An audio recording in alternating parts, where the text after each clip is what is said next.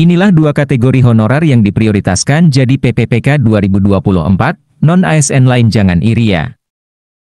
Pemerintah telah mengambil langkah-langkah konkret untuk mengatasi isu tenaga honorer dengan mengangkat mereka menjadi pegawai pemerintah dengan perjanjian kerja, PPPK.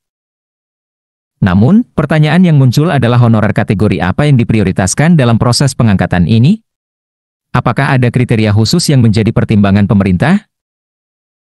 Ternyata, honorer yang mendapat prioritas jadi PPPK yakni ex tenaga harian lepas, THL, 2 dan non-ASN dengan peringkat terbaik.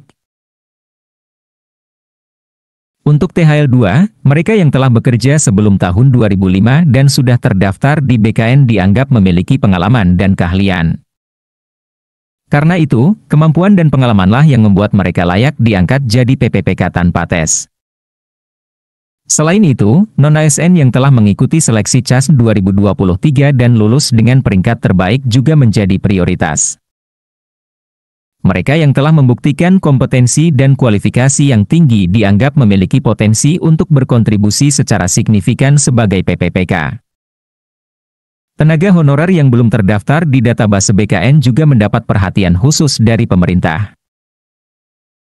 Meskipun mereka menghadapi hambatan dalam proses pengangkatan menjadi PPPK, pemerintah memberikan solusi dengan membuka jalan bagi mereka untuk mengikuti seleksi CAS 2024.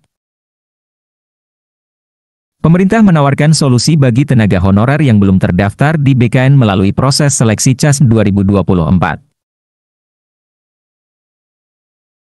Ilustrasi, honorer yang mendapat prioritas jadi PPPK yakni ex tenaga harian lepas, THL, 2 dan non-ASN dengan peringkat terbaik, BKC, Kemnaker, Go, ID. Dengan mengikuti proses seleksi ini, tenaga honorer memiliki kesempatan untuk membuktikan kualitas dan kompetensinya. Meskipun demikian, masih ada tantangan yang perlu dihadapi dalam proses pengangkatan ini, terutama bagi tenaga honorer yang belum terdaftar di BKN. Mereka perlu melalui proses seleksi yang ketat dan memastikan bahwa persyaratan yang diminta oleh pemerintah terpenuhi dengan baik. Pengangkatan honorer menjadi PPPK juga menjadi bentuk komitmen pemerintah untuk terus meningkatkan layanan publik. Dengan memiliki tenaga kerja yang berkualitas dan berkompeten, diharapkan layanan publik dapat menjadi lebih efisien dan responsif terhadap kebutuhan masyarakat.